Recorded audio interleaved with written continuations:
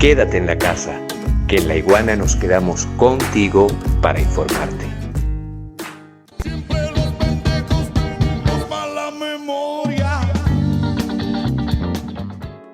Hola Clodo, hola a todos, ¿cómo estás Clodo? Bien, ¿y tú? Bien, regresamos aquí después, estamos como un gobierno interino nosotros dos, porque sí. Muchos intentos fallidos para hacer este programa, pero bueno, aquí estamos felizmente, hemos regresado, recibimos muchísimos comentarios y observaciones y sugerencias con la primera emisión de La Hora H, le agradecemos a todos. Fueron observaciones que yo creo que muy pertinentes todas, ¿no? Sí, sobre todo porque nosotros estamos experimentando en esto, aunque somos gente mayor ya, pero estamos experimentando en este nuevo formato. Así es, bueno, gente mayor no, un momentico, vamos a ponernos... Adultos contemporáneos. Adultos contemporáneos, sí. Así es, practicando estas nuevas formas del periodismo, porque yo siempre digo, yo soy periodista 1.0, ¿y tú? Sí, también. También. Analógico. Analógico, exactamente. Sí. Clodo, cuéntame una cosa. Yo me autoproclamo, ¿verdad? Y como los autoproclamados tenemos un símbolo del poder, yo tengo uno, ajá, ¿verdad? ¿Tú quieres saber cuál es el mío? Las lentejas. Mira, porque yo siempre digo que símbolo de poder más importante puede haber en este país, donde hemos resistido a punta de lenteja, hemos resistido todas las embestidas de la derecha y aquí estamos dignos y venciendo, que es lo más importante, ¿no? ¿Tú también tienes signo de poder? Sí, claro, yo tengo mi signo de poder, mi autoproclamación. Así sí. Es. Sabes que yo, como soy del Caracas y siempre he soñado con ser pitcher, entonces bueno, yo tengo mi símbolo de poder es Yo tengo aquí, la próxima temporada, si es que hay, ¿no? Porque está en suspenso la temporada de béisbol, yo voy a ser pitcher abridor del Caracas. No sé si llegue la pelota, pero sí un tipo como Guaidó, ¿verdad? Con 97,000 votos en un estado pequeño como es La Guaira, en ese caso, en ese momento era Vargas, que llegó segundo además, porque él ni siquiera fue que ganó esas elecciones, él llegó segundo. Se proclamó presidente de un circuito electoral que tiene 20 millones de personas, porque no puedo declararme yo pitcher del Caracas, ¿verdad? Si eso es lo que yo siempre he soñado. Pero bueno, ¿qué vas a esperar tú de Guaidó? Un hombre que la mejor demostración de cómo avanzó en la vida es que logró bañarse sin un tobo de agua. Así que bueno, imagínate. Sí. Bueno, justamente hoy vamos a estar hablando, en esta nueva emisión del programa, vamos a estar hablando acerca de la Asamblea Nacional que está yéndose, ¿no? La que está finalizando, que termina su trabajo el 4 de enero de 2021, que va a ser sustituida por la Asamblea que será electa el 6 de diciembre próximo. Y bueno, hemos hecho un balance allí, donde Guaidó es el más famoso de los autoproclamados, pero en realidad desde el primer día se están autoproclamando, es decir, un poco volviendo al tema del poder, han tratado de abarcar un poder que en realidad no tienen, ¿no? Así es. Porque desde que Ramos Alup llegó allí y dijo que que en 6 meses iba a salir del presidente, y sobre todo que Ramos Alup no llegó a autoproclamarse presidente, pero sí se creía presidente y sobre todo la esposa se creía primera dama. Exactamente, recuerda que además tenía toda una campaña, un marketing por las redes sociales y se tomaba fotos con muchachitos y no sé qué cosa. Repartía canastillas, que era algo tan propio de seguramente muchos de los actuales oyentes, televidentes, no saben ni lo que significa la palabra canastilla, pero eso era muy típico de las primeras damas de la Cuarta República, ¿no? En el Día de la Madre, el Día del Niño, repartían unos paqueticos con cosas para las madres, ¿no? Así y es. Diana D'Agostino hacía eso, porque ella ya se consideraba parte del... Así es, exactamente. Bueno, pero lo que podemos hacer es, vamos a ver un video donde se relata un poco cuáles cosas que pasaron durante estos 5 años, ¿no? Vamos a verlo. Vamos a verlo. Vamos a verlo. Sí. Debemos reflexionar todos de nuestro compromiso y estar unidos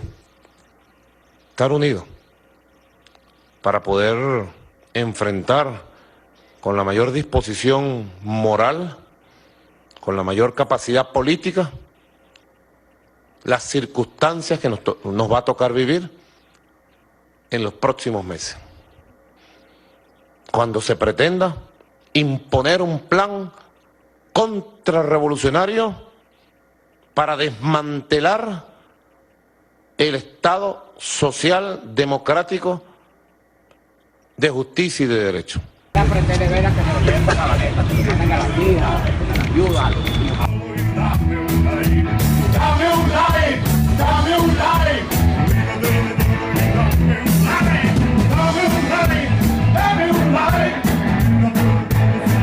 Le agradezco que se retire. Sí, señor, le agradezco que se retire. Así como el marido, le agradezco que se retire. Y después del presidente, lo que sea, le agradezco que se retire.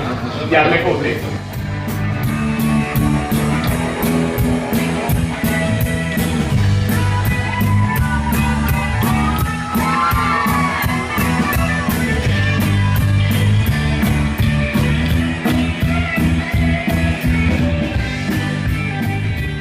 El problema es que en el 2015 estaba prevaleciendo la cultura de la confrontación.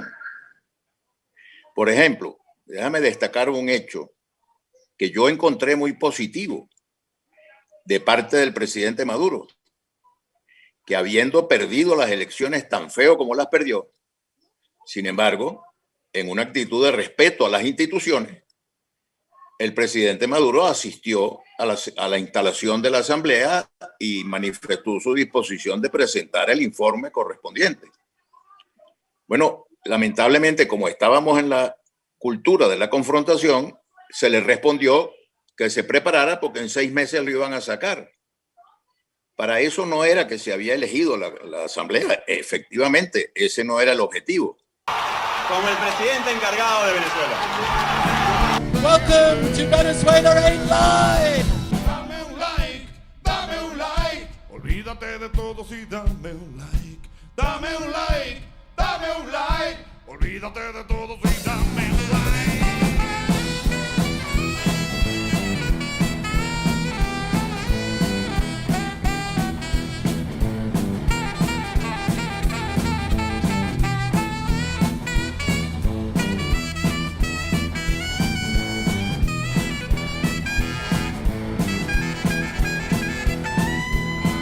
Esa Asamblea Nacional que hemos tenido por estos 5 años ha sido un desperdicio histórico, un pésimo ejemplo. Una Asamblea Nacional donde uno le dijo a otro, te saco en 6 meses, eso no está en la Constitución, y donde el otro lo declaró en desacato, eso tampoco está en la Constitución. Una Asamblea Nacional que la convirtieron en una gallera, se dieron puñetazos, se decían insolencias, un pésimo ejemplo para el país. Una Asamblea Nacional que la convirtieron en el comando de campaña de 4 partidos de oposición. Es una cosa loca realmente. Mire, esto ha sido una pesadilla. Así como hemos tenido erráticas políticas económicas, conflictos exacerbados, esta Asamblea Nacional, me atrevo a decir que son 5 años de oscuridad, quizás el peor periodo legislativo que hayamos tenido en la historia parlamentaria venezolana. Acabamos de jurar y termino como empecé, que cuando cese nuestro mandato, salgamos de aquí como hoy entramos, intacto nuestro sano orgullo, de frente al sol, con la mirada altiva. Que Dios nos bendiga a todos, que Dios bendiga a Venezuela. Muchas gracias. Bueno, yo la verdad es que no sé cómo va a salir el orgullo de Ramos Alup. Lo que sí sé es que su soberbia debe quedar enterita. Así es. Yo no sé si yo te he echado a ti el cuento del día de las elecciones del 2015 de la Asamblea. Tipo 6 de la tarde viene Ramos Alup y se va para el CNE, pero él está empeñado en entrar por una puerta por la que no había autorización para que entrara. Y se puso tan bravo, pero tan bravo, que le empezó a gritar a los guardias, le decía, mañana estás votado, mañana estás votado. Bueno, y esa fue la actitud de él prácticamente desde un principio, ¿no? Sí. Que fue bastante decepcionante porque uno pensaba que él con esa veteranía, ¿no? Era un tipo mayor de todos los diputados, y no solo por mayor, sino que además con una larguísima experiencia parlamentaria. Pensábamos que iba a manejar eso con con más astucia, con más precaución, pero él llegó desde el primer día. ¿Te acuerdas aquel gesto de sacar el retrato de Chávez y el de Bolívar? Porque todavía el de Chávez, uno puede decir, bueno, este es el enemigo de ellos y el que les causó todos estos males que han sufrido estos 20 años, pero el caso de Bolívar y sobre todo el argumento que era que el retrato era amulatado, ¿no? Era amulatado, que era demasiado negro para el gusto de la clase que él representa, ¿no? Sí. Sí, realmente lo de Ramos Alú fue la campanada inicial, porque luego, bueno, ya vamos a ir viendo en este programa cómo se desarrolla esto a lo largo de los 5 años. Así es. Mira, fíjate tú, yo digo siempre que uno en el momento no vive como lo que en realidad está pasando, ¿no? Es con el tiempo que uno empieza como a decir, oye, pero ya va, espérate, aquello que fue como absurdo, o qué sé yo, no. Yo me puse en la ociosidad el otro día de revisar los discursos de los que presidieron la Asamblea en estos 5 años. Clodovaldo, las cosas que uno ve ahí, uno dice, ya va, espérate, es decir, aquí la verdad fue que Nicolás, el presidente, no fue ningún pitonizo. ¿Verdad? Porque ellos fueron anunciando a lo largo en sus discursos lo que iban a hacer ese año. Fíjate tú, vamos a revisar aquí algunas de las cosas que ellos dijeron, ¿no? Fíjate, en enero de 2016, en el discurso de Henry Ramos Alú, él prometió salir del presidente Maduro en 6 meses. Y dijo, buscar dentro del lapso de 6 meses, a partir de hoy, una salida constitucional, democrática, pacífica y electoral para la cesación de este gobierno. Esos compromisos no son transables. Bueno, para mí eso fue una partida en alza, porque te voy a decir una cosa, supuestamente para julio había un nuevo gobierno según esta promesa, ¿no?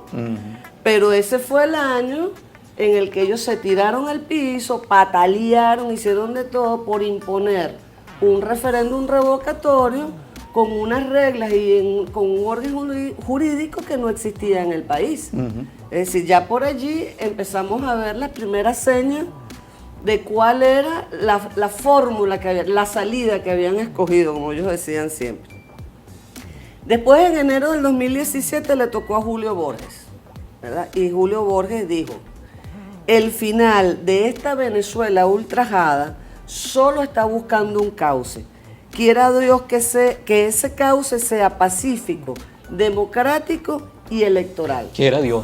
Quiera Dios, no él, ni la voluntad de nadie. Bueno, fíjate que las guarimbas de ese año, según informes independientes, dejaron 131 personas fallecidas. Es decir, esa declaración lo que nos estaba ya advirtiendo era hacia dónde íbamos, ¿no? Después viene el enero del 2018, pero ahí sí se cayó el tono discursivo totalmente, pero no porque Omar Barbosa, que fue el presidente ese año, sea muy demócrata, sino por aguao. ¿Cómo era que le decían a Omar Barbosa? Caimán con sueño, le decían, ¿no? Los adecos mismos le decían, ¿no? Sí, y la verdad es que su gestión fue así, ¿no? Fue muy somnolienta, ¿no? Así es. Fue la verdad que dentro de todo pudiéramos decir, bueno, por lo menos el tipo no inventó ninguna de estas cosas terribles, ¿no? Aun cuando ese fue el año de las elecciones presidenciales que fueron desconocidas por la oposición, ¿no? Pero al menos dentro de todo lo que ha pasado en los 5 años, quizás fue un periodo de relativa calma, ¿no? Tal vez por las características del personaje, ¿no? Claro. Seguramente algunas cosas habrá hecho justamente con esa actitud del caimán, ¿no? Que está ahí en boca y caña. Así es, Sí. exactamente. Bueno, fíjate, pero menos mal que Barbosa fue así, porque por lo menos nos dio un respiro durante ese año, ¿no? Porque en enero del 2019, llegó el autoproclamado, ¿verdad?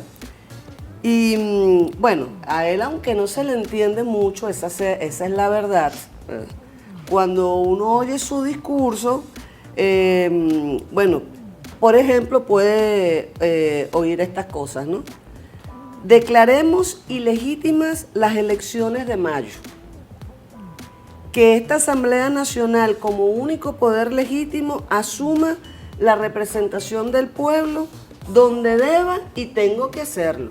Es decir, cuando la gente dice que Guaidó se autoproclamó sin el conocimiento de las demás fuerzas políticas, es verdad que el día cuando él levantó la mano, uno veía a Stalin ahí medio enredado y a Edgar Zambrano también como medio enredado, pero yo estoy convencida de que todos sabían porque ya lo estaba diciendo. Claro. Además que ese era el libreto, ¿no? Ese era el libreto imperial, el libreto impuesto justamente desde el norte. Siempre ha habido en todos estos 5 años, desde un principio, todas esas estrategias han sido, digamos que, guiadas por Washington. Pero en este caso en particular fue como más directo, ¿no? Fue propiamente la aplicación de la receta como la pensaron allá en Estados Unidos y cada uno de los pasos que fue dando Guaidó ha sido justamente bajo ese plan, ¿no? Así es. Bueno, es que precisamente quizás lo que caracteriza ese año 2019 y el 2020 es eso. En el plan de ellos, ese es el año en el que Estados Unidos decide tomar control directo de la situación. Estaba como cansado de ¿cómo se llama eso? De los intermediarios. De los intermediarios. Y entonces escoge un muchacho como este para actuar directamente, ¿no? Mira, fíjate, en el periodismo, la Asamblea Nacional y el periodismo.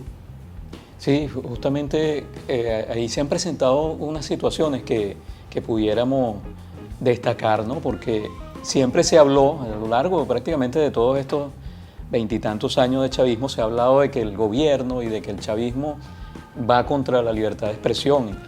Pero una demostración clarísima de quién es quien realmente comete estos atentados contra la libertad de expresión se ha dado desde que la Asamblea Nacional está bajo control de la oposición. Fíjate que ha sido allí donde se han presentado situaciones bastante lamentables en este sentido. Nosotros tenemos una entrevista con nuestra compañera Mirelvis Gutiérrez, la reportera estrella de La Iguana Televisión, la que anda en la calle, ha estado en la calle en todos estos acontecimientos y en esta pandemia también. Y ella nos habla acerca de cómo fue, ¿no?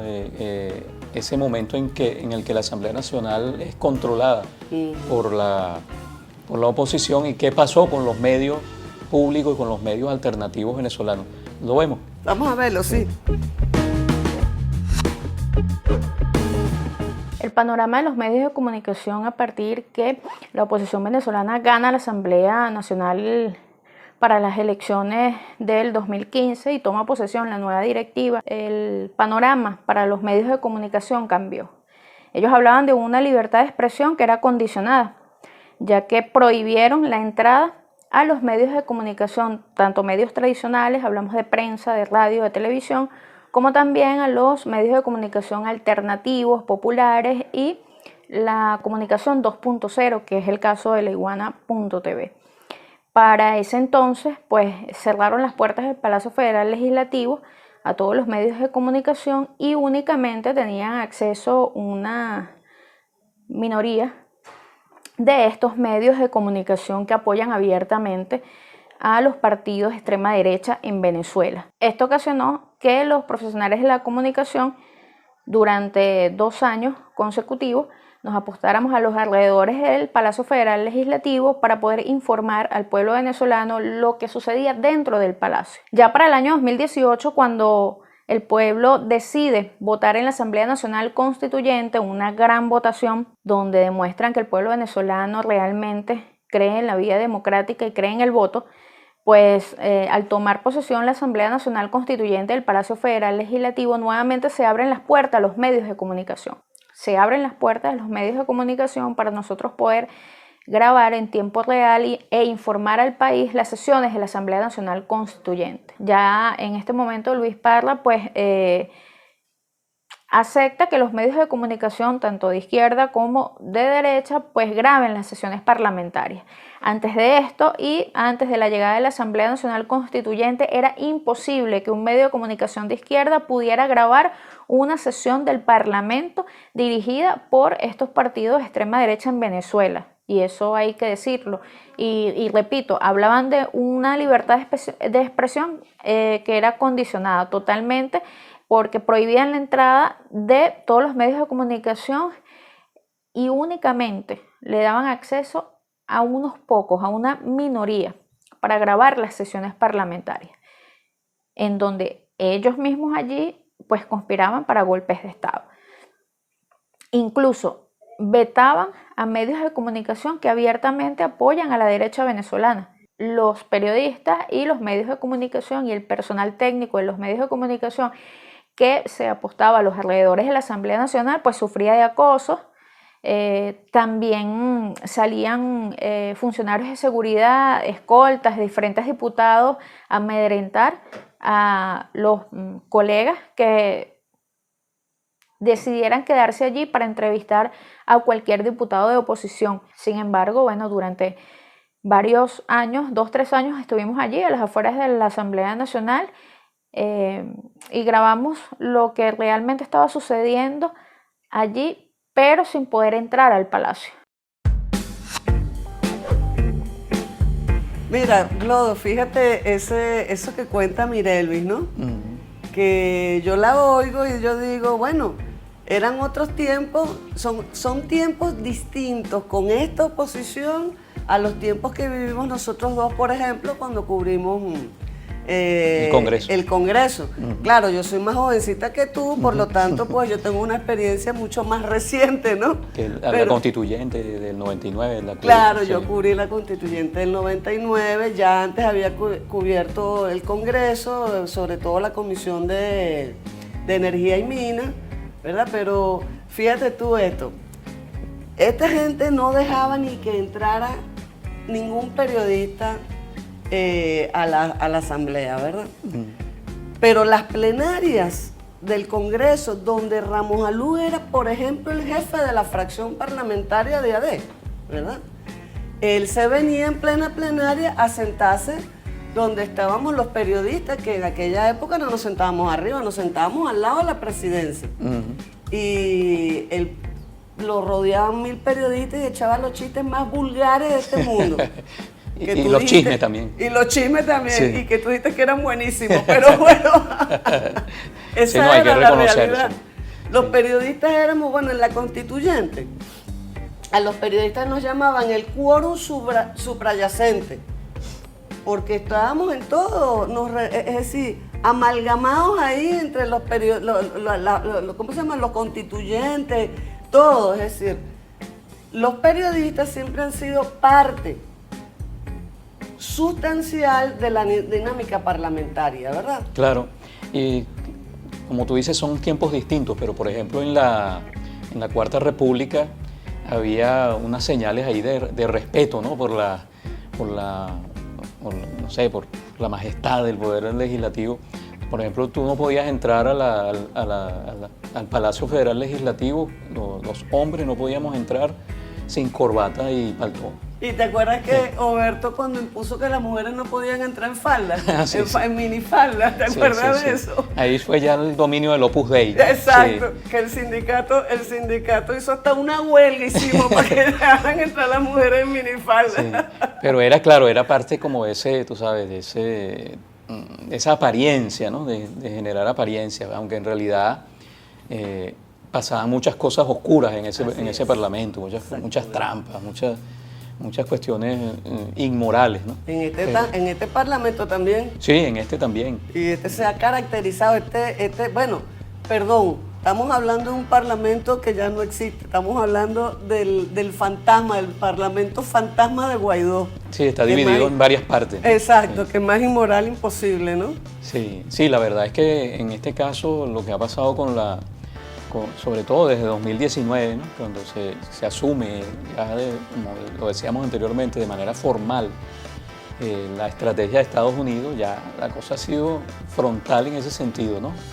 Y ha habido la intención clara de desconocer todo lo que haga el gobierno. Bueno, de hecho, ya cuando estaba Julio Borges, eso se intentó también, ¿no? Y con Ramos Alú, que por ahí viene el gran conflicto que conduce a la declaración del desacato, porque todo lo que se planteaba en términos de decisiones del gobierno eran objetadas por la Asamblea, y todo lo que hacía la Asamblea era objetado por el gobierno, terminaba decidiendo la Sala Constitucional del Tribunal Supremo de Justicia, que fue lo que condujo a este gran conflicto que termina con esta situación que vemos ahora. Así es.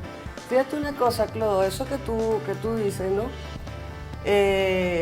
Uno puede tener la posición política que sea, ¿verdad? Lo que uno no puede dejar de ver claramente en esta dinámica supuestamente parlamentaria que se ha impuesto, tal como tú lo has explicado, ¿verdad?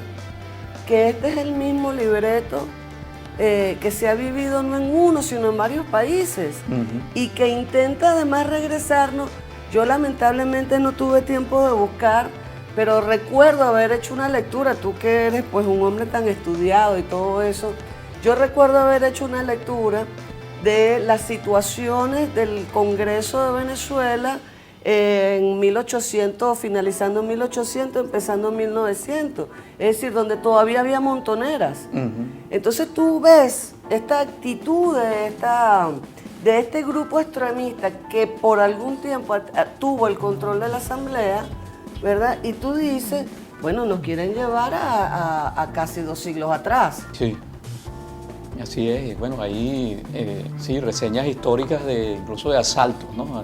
Exacto. Que se ha intentado, porque como ahora todo es imitar los hechos, ¿no? Y hacer pseudo acontecimientos, eso se ha intentado varias veces, ¿no? Se intentó, por ejemplo, con esta escalada de la verja por parte de Guaidó, cuando perfectamente quedó demostrado que pudo haber entrado por la puerta como le correspondía, ¿no? Entonces, todo eso han sido también simulaciones que conducen a generar hacia el exterior también la idea de que Venezuela vive un conflicto como esos que teníamos en los tiempos de las guerras civiles, en los tiempos de la confrontación entre caudillos, cuando la realidad es que hay unas normas que deberían ser respetadas. Claro, así es.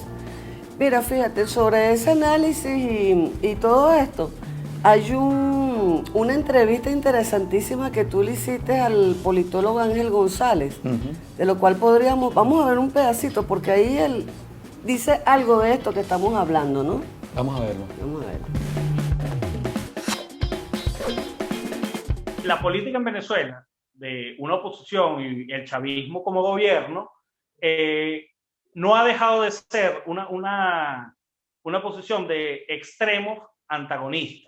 O sea, donde se reduce, por eso yo siempre recurro al concepto de el espacio político, la construcción o destrucción del espacio político.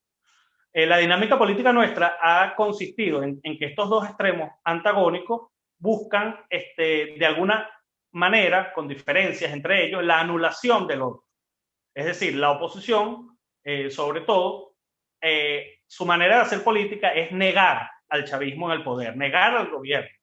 Y no solamente al gobierno, sino al chavismo en el poder. Entonces, como lo niegan, es decir, no aceptan que este exista como poder y como mayoría, en algún momento, eventualmente como mayoría política, al negarlo, lo que busca es su anulación completa. O sea, no busca el intercambio o la dinámica política que debería ser lo normal. Igualmente, el chavismo en el gobierno, al defenderse de esta postura histórica, aunque el chavismo históricamente tenía mayor tolerancia con la oposición, siempre hacía llamados a entrar en el juego democrático, en el juego político, a reconocerse, lo reconocía a la oposición como oposición, el comandante Chávez y luego incluso el presidente Maduro en un principio. La dinámica ha terminado por centrarse en esta batalla de extremo, donde ambos extremos prácticamente luchan por su supervivencia política, sobre todo el chavismo en el gobierno. dado que tiene una amenaza clara y evidente de anularlo políticamente incluso no solo políticamente, porque ha habido intentos de magnicidio, o sea, de atentar contra la vida de los políticos del chavismo. O sea, entonces, la política ha consistido en una dinámica extrema de no reconocimiento, lo que ha destruido el espacio político. O sea, no existe espacio político. Para que haya espacio político necesitamos el reconocimiento del otro. Si no hay un otro, si solo hay un solo lado, la política sencillamente no existe. Por eso es que digo que nosotros tenemos que ver hacia adelante, hacia la reconstrucción del espacio político que parte por el reconocimiento del otro como persona, por supuesto, pero como agrupación, como actor político, como grupo social también. Ese reconocimiento creo que es lo que tenemos que rescatar, o sea, poner como pilar para recuperar todo lo que se ha perdido durante estos años.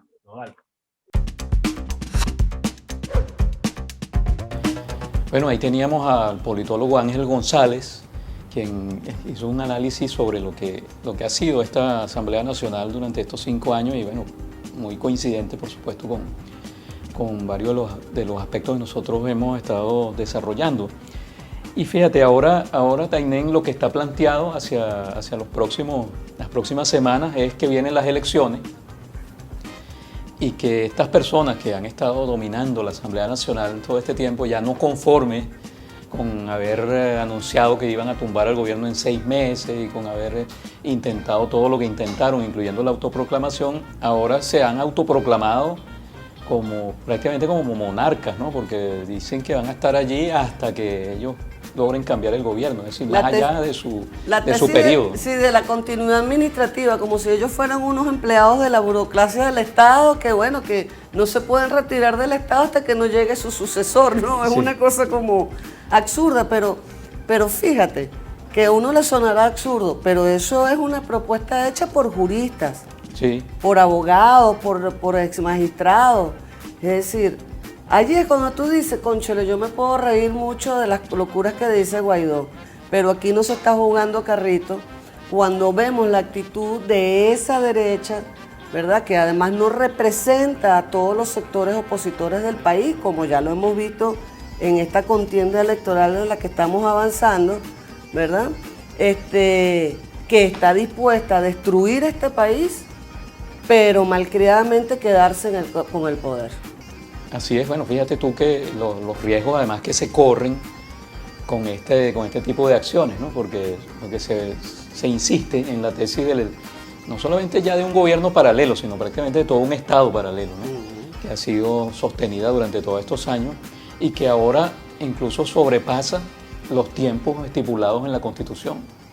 Y por eso ha habido durante todos estos últimos meses, semanas, ha habido un ataque frontal contra las elecciones para que no se realicen, que en algunos casos es simplemente no queremos que se realicen y en otros casos es como el de la Unión Europea, fingiendo allí como el subterfugio de aplazarlas, ¿no? De que no se realicen ahora, pero dentro de 6 meses como ganando tiempo para sus otras maniobras.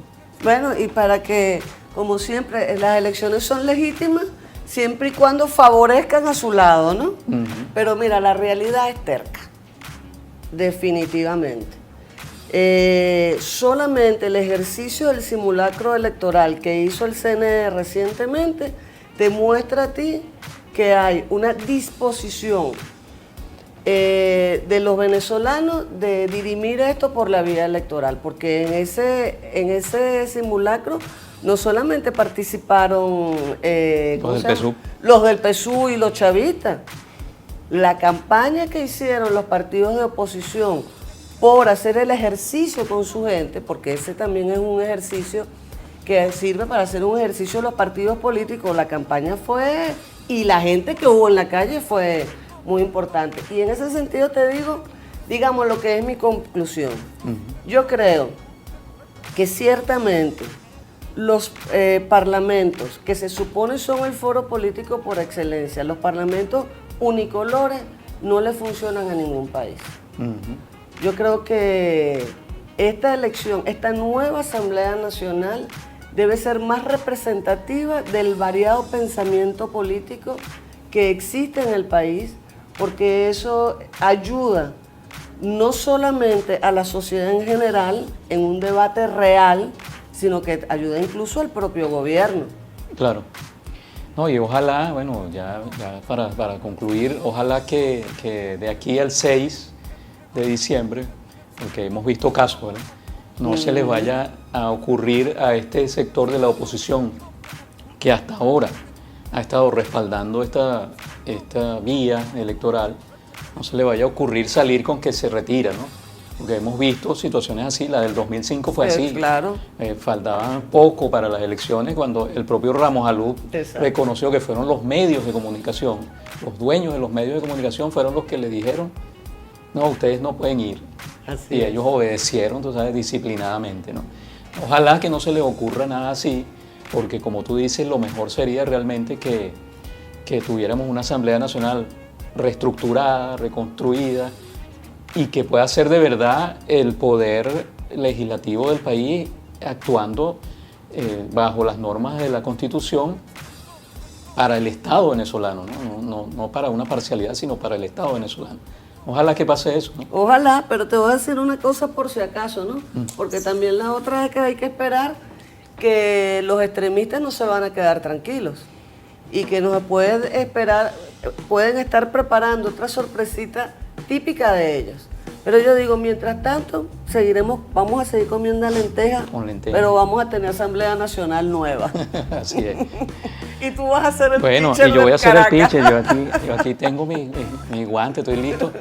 Me van a ver ahí, yo no sé si voy a llegar a la pelota de ir del montículo al home, pero ahí estoy y me van a tener que aceptar como pitcher porque bueno, pues yo estoy autoproclamado. Así es, sí. ¿no? Bueno, y con esto llegamos al final del programa de hoy. Por fin pudimos hacer de nuevo la hora H. Estábamos bromeando aquí antes de empezar el programa, que es un programa semestral. Hemos hecho 2 a lo largo del año, pero sí, esperemos que de aquí al resto del año podamos establecernos ya de la forma como lo habíamos pensado originalmente, que era más o menos un programa mensual. Bueno, amigas y amigos, hasta aquí entonces la hora H. Le damos las gracias a todos ustedes por haber participado y les recordamos que pueden suscribirse al canal YouTube de La Iguana Televisión y darle a la campanita también para que tengan las notificaciones de cuando vayamos de nuevo al aire con este programa y con todos los demás programas de la parrilla de La Iguana Televisión, empezando por el de nuestro director Miguel Ángel Pérez Pirela, desde donde sea, que es todos los días a las 7 de la noche, hora de Venezuela. Será entonces hasta la próxima vez. Uy, ¿cómo haces tú para que no se te olvide nada? Vale, yo no puedo decir esos créditos. Ya me acostumbré. Hasta luego, gracias.